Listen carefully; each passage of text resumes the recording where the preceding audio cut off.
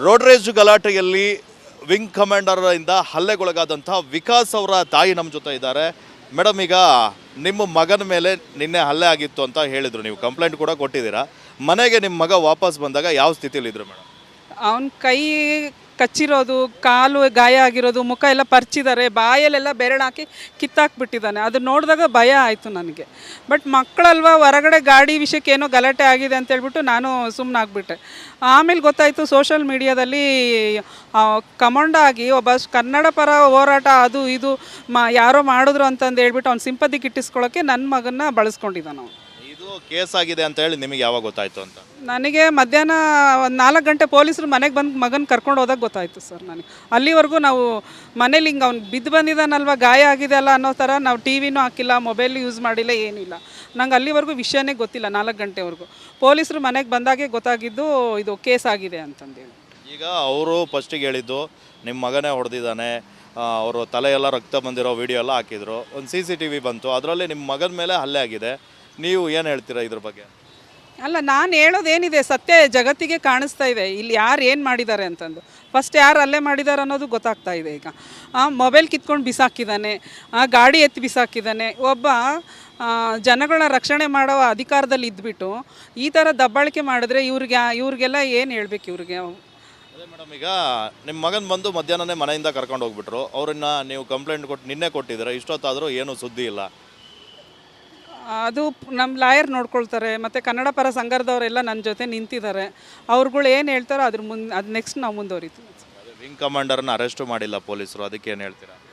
ಅದೇ ಕಮಾಂಡರ್ನೇನು ಅರೆಸ್ಟ್ ಮಾಡೋಕ್ಕೆ ಬರಲ್ಲ, ಅದೇ ಬೇರೆ ಥರ ಪ್ರೊಸೀಜರ್ ಇರುತ್ತೆ ಅಂತಂದು ಹೇಳ್ಬಿಟ್ಟು ನಿಮ್ಮ ಮೀಡಿಯಾದಲ್ಲೇ ಎಲ್ಲರೂ ಒಬ್ರಿಗೊಬ್ರು ಒಂದೊಂದು ಪಾಯಿಂಟ್ಸ್ ಹೇಳ್ತಾ ಇದ್ದಾರೆ. ನೋಡೋಣ ಸರ್, ಇನ್ನು ಇವಾಗ ಬಂದಿದ್ದೀವಿ, ಏನು ಹೇಳ್ತಾರಂತ ನೋಡ್ಬಿಟ್ಟು ಮಾತಾಡ್ತೀವಿ. ಏನು ಕೇಳ್ಕೊಳ್ತೀರಾ ಮೇಡಮ್ ನೀವು? ಕೇಳ್ಕೊಳ್ಳೋದೇನಿಲ್ಲ, ಇವರು ಜನನ ರಕ್ಷಣೆ ಮಾಡೋರು ಅಥವಾ ಏನದು ಏನಂತಾರೆ, ರೌಡಿ ಕಮಾಂಡನೋ ಏನೋ ಗೊತ್ತಿಲ್ಲ. ಅದ್ರ ಬಗ್ಗೆ ಇವಾಗ ಕಾನೂನೇ ಕ್ರಮಕ್ಕೆ ತಗೊಳ್ಬೇಕಷ್ಟೆ. ನಿಮ್ಮ ಮಗ ಹೆಂಗೆ ಮೇಡಮ್ ಗಲಾಟೆ ಮಾಡ್ಕೊಳ್ತಿದ್ರ ಮನೇಲೆಲ್ಲ? ಸೈಲೆಂಟಾ? ಯಾವ ಥರ ಫ್ರೆಂಡ್ಸ್ ಜೊತೆಗೆಲ್ಲ? ಮನೇಲಿ ಮಾಮೂಲಿ ಅಪ್ಪ ಅಮ್ಮನ ಹತ್ರ ಮಾಡೇ ಮಾಡ್ತಾರೆ. ಯಾವ ಮಕ್ಕಳು ಮಾಡಲ್ಲ ಸರ್, ಗಂಡು ಮಕ್ಕಳು ಅಂದಮೇಲೆ ಮಾಡೇ ಮಾಡ್ತಾರೆ. ಹಂಗಂತಂದು ಹೇಳ್ಬಿಟ್ಟು ಬೇರೆಯವ್ರ ಮೇಲೆಲ್ಲ ಸುಮ್ಮನೆ ಗಲಾಟೆಗೆ ಹೋಗೋಂಥ ಹುಡುಗ ಅಲ್ಲ ಅವನು. ಸ್ವಲ್ಪ ನೇರ ನುಡಿ ಇದೆ. ಯಾರಾದರೂ ಏನಾದರೂ ಅಂದರೆ ಅದನ್ನು ವಾಪಸ್ ಕೊಡೋ ಅಷ್ಟು ಕೋಪನೂ ಇದೆ ಅವನಿಗೆ. ಹಂಗಂತೇಳ್ಬಿಟ್ಟು ಇದು ಇಲ್ಲಿ ಅವನೇನೋ ಮಾಡ್ದ ಅಂತ ಮಾತ್ರ ನಾನು ಒಪ್ಕೊಳ್ಳಲ್ಲ. ಅದು ಅವ್ರ ಕಡೆಯಿಂದನೇ ಆಗಿರೋದು ಮಿಸ್ಟೇಕ್. ಮನೆಗೆ ಬಂದು ಅವನು ಅದೇ ಈ ಥರ ಹೊರಗಡೆ ಏನೇ ಆದರೂ ಸಣ್ಣದೊಂದು ವಿಷಯ ಆದರೂ ಮನೆಗೆ ಬಂದು ಹೇಳೋ ಅಷ್ಟು ಒಳ್ಳೆತನ ಅವನಲ್ಲಿದೆ. ಸುಳ್ಳು ಹೇಳೋ ಅಂಥದ್ದು ಇದು ಇಲ್ಲ ಅವನಲ್ಲಿ. ಅವ್ನು ಬೆಳಿಗ್ಗೆ ಬಂದು ಹೇಳಿದ್ದು ಅದೇ, ನಮ್ಮ ಟಿ ವಿಯಲ್ಲಿ ನೋಡಿದ್ದು ಅದೇ. ಸಂಜೆ ನಾವು ಮನೆಗೆ ಹೋಗಿ ಟಿ ವಿ ನೋಡೋವರೆಗೂ ನನಗೇನಾಗಿದೆ ವಿಷಯ ಅನ್ನೋದೇ ಸರಿಯಾಗಿ ಗೊತ್ತಿಲ್ಲ. ಆದರೂ ನನ್ನ ಮಗ ಹೇಳಿದ್ದೆ ಕರೆಕ್ಟಾಗಿತ್ತು ಅನ್ನೋದು ಸಂಜೆ ಗೊತ್ತಾಯಿತು ನನಗೆ. ಈಗ ನಿಮ್ಮ ಮಗ ಏನು ಕೆಲಸ ಮಾಡ್ಕೊಂಡಿದ್ದ, ನೀವೇನು ಮಾಡ್ಕೊಂಡಿದ್ದೀರಿ ಅಂತ? ನಾನು ಹೌಸ್ ವೈಫ್. ಮಗ ಪ್ರೈವೇಟ್ ಕಂಪ್ನಿಯಲ್ಲಿ ಬನಶಂಕರಿ ಹತ್ರ ಬೆಸ್ಟಾಲ್ ಅಂತೇಳಿ ಒಂದು ಕಂಪ್ನಿ ಇದೆ, ಆ ಕಂಪ್ನಿಯಲ್ಲಿ ಕೆಲಸ ಮಾಡ್ತಾಯಿದ್ದೆ. ಇದು ವಿಕಾಸ್ ಅವರ ತಾಯಿ ಜ್ಯೋತಿ ಅವರು ಹೇಳ್ತಾ ಇರುವಂಥದ್ದು. ನಿನ್ನೆ ಬಂದಾಗ ಗಾಯ ಆಗಿತ್ತು, ಆದರೆ ನಾವೇ ಇದನ್ನು ದೊಡ್ಡದು ಮಾಡೋದು ಬೇಡ ಅಂತ ಹೇಳಿದ್ವಿ. ಆದರೆ ಈಗ ಈ ಥರ ಆಗೋಗಿದೆ, ನಮ್ಮ ಮಗನಿಗೆ ನ್ಯಾಯ ಸಿಗಬೇಕು ಅಂತ ಆಗ್ರಹಿಸ್ತಾ ಇದ್ದಾರೆ. ಕ್ಯಾಮ್ರಾ ಪರ್ಸನ್ ಮಂಜುನಾಥ್ ಜೊತೆ ಧ್ರುವರಾಜ್, ರಿಪಬ್ಲಿಕ್ ಕನ್ನಡ, ಬೆಂಗಳೂರು. ರೋಡ್ ರೇಜ್ ಗಲಾಟೆಯಲ್ಲಿ ವಿಂಗ್ ಕಮಾಂಡರ್ ಇಂದ ಹಲ್ಲೆಗೊಳಗಾದಂಥ ವಿಕಾಸ್ ಅವರ ತಾಯಿ ನಮ್ಮ ಜೊತೆ ಇದ್ದಾರೆ. ಮೇಡಮ್, ಈಗ ನಿಮ್ಮ ಮಗನ ಮೇಲೆ ನಿನ್ನೆ ಹಲ್ಲೆ ಆಗಿತ್ತು ಅಂತ ಹೇಳಿದ್ರು, ನೀವು ಕಂಪ್ಲೇಂಟ್ ಕೂಡ ಕೊಟ್ಟಿದ್ದೀರಾ. ಮನೆಗೆ ನಿಮ್ಮ ಮಗ ವಾಪಸ್ ಬಂದಾಗ ಯಾವ ಸ್ಥಿತಿಲಿದ್ರು ಮೇಡಮ್? ಅವನ ಕೈ ಕಚ್ಚಿರೋದು, ಕಾಲು ಗಾಯ ಆಗಿರೋದು, ಮುಖ ಎಲ್ಲ ಪರ್ಚಿದ್ದಾರೆ, ಬಾಯಲ್ಲೆಲ್ಲ ಬೆರಳು ಹಾಕಿ ಕಿತ್ತಾಕ್ಬಿಟ್ಟಿದ್ದಾನೆ. ಅದು ನೋಡಿದಾಗ ಭಯ ಆಯಿತು ನನಗೆ. ಬಟ್ ಮಕ್ಕಳಲ್ವಾ, ಹೊರಗಡೆ ಗಾಡಿ ವಿಷಯಕ್ಕೆ ಏನೋ ಗಲಾಟೆ ಆಗಿದೆ ಅಂತ ಹೇಳ್ಬಿಟ್ಟು ನಾನು ಸುಮ್ಮನಾಗ್ಬಿಟ್ಟೆ. ಆಮೇಲೆ ಗೊತ್ತಾಯಿತು ಸೋಷಲ್ ಮೀಡಿಯಾದಲ್ಲಿ ಕಮಾಂಡ್ ಆಗಿ ಒಬ್ಬ ಕನ್ನಡ ಪರ ಹೋರಾಟ ಅದು ಇದು ಯಾರೋ ಮಾಡಿದ್ರು ಅಂತಂದು ಹೇಳ್ಬಿಟ್ಟು ಅವ್ನು ಸಿಂಪತಿ ಗಿಟ್ಟಿಸ್ಕೊಳ್ಳೋಕ್ಕೆ ನನ್ನ ಮಗನ್ನ ಬಳಸ್ಕೊಂಡಿದ್ದಾನೆ ಅವನು. ಇದು ಕೇಸ್ ಆಗಿದೆ ಅಂತ ಹೇಳಿ ನಿಮಗೆ ಯಾವಾಗ ಗೊತ್ತಾಯಿತು ಅಂತ? ನನಗೆ ಮಧ್ಯಾಹ್ನ ಒಂದು 4 ಗಂಟೆ ಪೊಲೀಸರು ಮನೆಗೆ ಬಂದು ಮಗನ ಕರ್ಕೊಂಡು ಹೋದಾಗ ಗೊತ್ತಾಯಿತು ಸರ್. ನನಗೆ ಅಲ್ಲಿವರೆಗೂ ನಾವು ಮನೇಲಿ ಹಿಂಗೆ ಅವ್ನು ಬಿದ್ದು ಬಂದಿದ್ದಾನಲ್ವ, ಗಾಯ ಆಗಿದೆ ಅಲ್ಲ ಅನ್ನೋ ಥರ ನಾವು ಟಿ ವಿನೂ ಹಾಕಿಲ್ಲ, ಮೊಬೈಲ್ ಯೂಸ್ ಮಾಡಿಲ್ಲ, ಏನಿಲ್ಲ. ನಂಗೆ ಅಲ್ಲಿವರೆಗೂ ವಿಷಯನೇ ಗೊತ್ತಿಲ್ಲ. 4 ಗಂಟೆವರೆಗೂ ಪೊಲೀಸರು ಮನೆಗೆ ಬಂದಾಗೆ ಗೊತ್ತಾಗಿದ್ದು ಇದು ಕೇಸ್ ಆಗಿದೆ ಅಂತಂದೇಳಿ.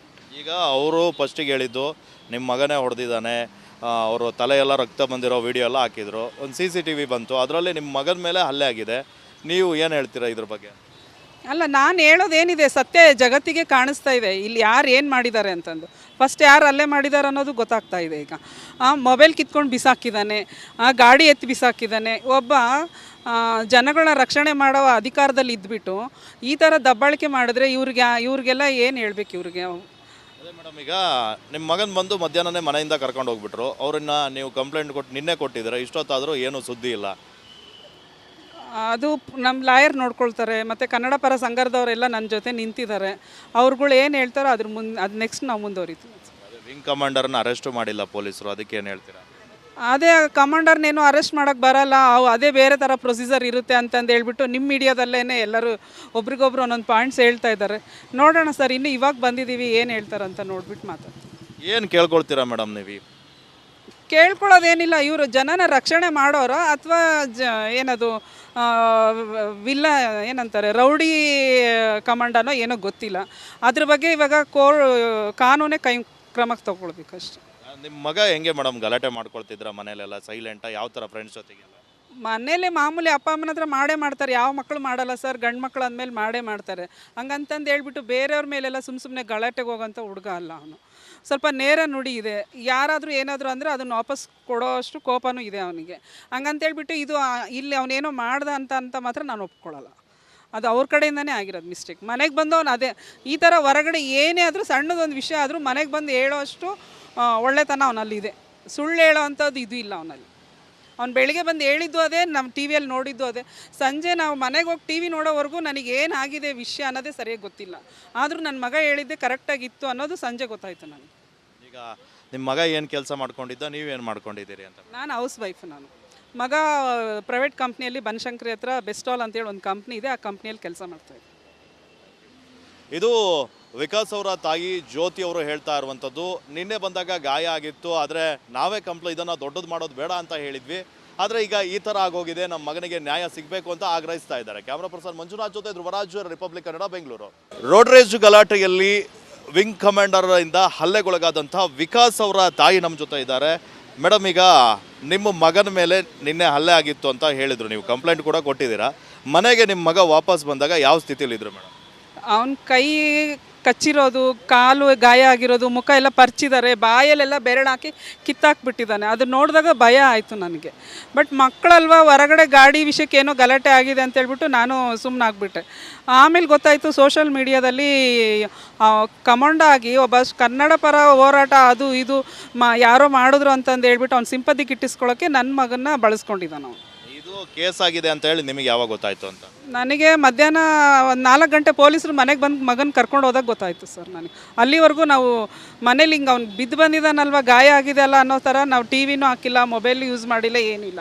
ನಂಗೆ ಅಲ್ಲಿವರೆಗೂ ವಿಷಯನೇ ಗೊತ್ತಿಲ್ಲ. 4 ಗಂಟೆವರೆಗೂ ಪೊಲೀಸರು ಮನೆಗೆ ಬಂದಾಗೆ ಗೊತ್ತಾಗಿದ್ದು ಇದು ಕೇಸ್ ಆಗಿದೆ ಅಂತಂದೇಳಿ. ಈಗ ಅವರು ಫಸ್ಟಿಗೆ ಹೇಳಿದ್ದು ನಿಮ್ಮ ಮಗನೇ ಹೊಡೆದಿದ್ದಾನೆ, ಅವರು ತಲೆಯೆಲ್ಲ ರಕ್ತ ಬಂದಿರೋ ವಿಡಿಯೋ ಎಲ್ಲ ಹಾಕಿದ್ರು. ಒಂದು CCTV ಬಂತು, ಅದರಲ್ಲಿ ನಿಮ್ಮ ಮಗನ ಮೇಲೆ ಹಲ್ಲೆ ಆಗಿದೆ.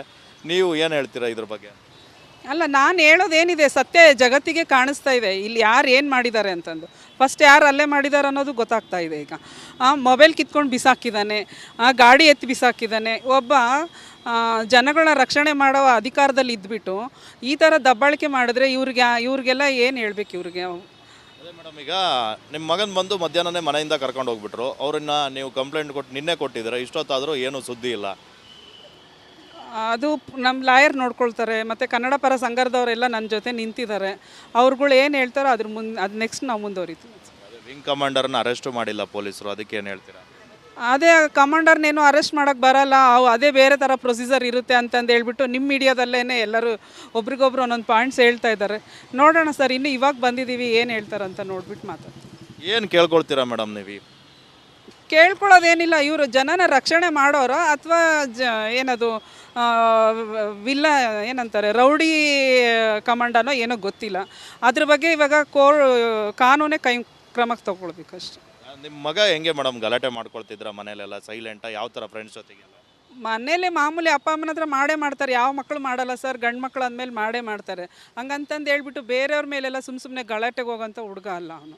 ಸ್ವಲ್ಪ ನೇರ ನುಡಿ ಇದೆ, ಯಾರಾದರೂ ಏನಾದರೂ ಅಂದರೆ ಅದನ್ನು ವಾಪಸ್ ಕೊಡೋ ಅಷ್ಟು ಕೋಪನೂ ಇದೆ ಅವನಿಗೆ. ಹಂಗಂತೇಳ್ಬಿಟ್ಟು ಇದು ಇಲ್ಲಿ ಅವನೇನೋ ಮಾಡ್ದ ಅಂತ ಮಾತ್ರ ನಾನು ಒಪ್ಕೊಳ್ಳಲ್ಲ. ಅದು ಅವ್ರ ಕಡೆಯಿಂದನೇ ಆಗಿರೋದು ಮಿಸ್ಟೇಕ್. ಮನೆಗೆ ಬಂದವನು ಅದೇ ಈ ಥರ ಹೊರಗಡೆ ಏನೇ ಆದರೂ ಸಣ್ಣದೊಂದು ವಿಷಯ ಆದರೂ ಮನೆಗೆ ಬಂದು ಹೇಳೋ ಅಷ್ಟು ಒಳ್ಳೆತನ ಅವನಲ್ಲಿದೆ. ಸುಳ್ಳು ಹೇಳೋ ಅಂಥದ್ದು ಇದು ಇಲ್ಲ ಅವನಲ್ಲಿ. ಅವ್ನು ಬೆಳಿಗ್ಗೆ ಬಂದು ಹೇಳಿದ್ದು ಅದೇ, ನಮ್ಮ ಟಿ ವಿಯಲ್ಲಿ ನೋಡಿದ್ದು ಅದೇ. ಸಂಜೆ ನಾವು ಮನೆಗೆ ಹೋಗಿ ಟಿ ವಿ ನೋಡೋವರೆಗೂ ನನಗೇನಾಗಿದೆ ವಿಷಯ ಅನ್ನೋದೇ ಸರಿಯಾಗಿ ಗೊತ್ತಿಲ್ಲ. ಆದರೂ ನನ್ನ ಮಗ ಹೇಳಿದ್ದೆ ಕರೆಕ್ಟಾಗಿತ್ತು ಅನ್ನೋದು ಸಂಜೆ ಗೊತ್ತಾಯಿತು ನನಗೆ. ಈಗ ನಿಮ್ಮ ಮಗ ಏನು ಕೆಲಸ ಮಾಡ್ಕೊಂಡಿದ್ದ, ನೀವೇನು ಮಾಡ್ಕೊಂಡಿದ್ದೀರಿ ಅಂತ? ನಾನು ಹೌಸ್ ವೈಫ್. ಮಗ ಪ್ರೈವೇಟ್ ಕಂಪ್ನಿಯಲ್ಲಿ ಬನಶಂಕರಿ ಹತ್ರ ಬೆಸ್ಟಾಲ್ ಅಂತೇಳಿ ಒಂದು ಕಂಪ್ನಿ ಇದೆ, ಆ ಕಂಪ್ನಿಯಲ್ಲಿ ಕೆಲಸ ಮಾಡ್ತಾಯಿದ್ದೆ.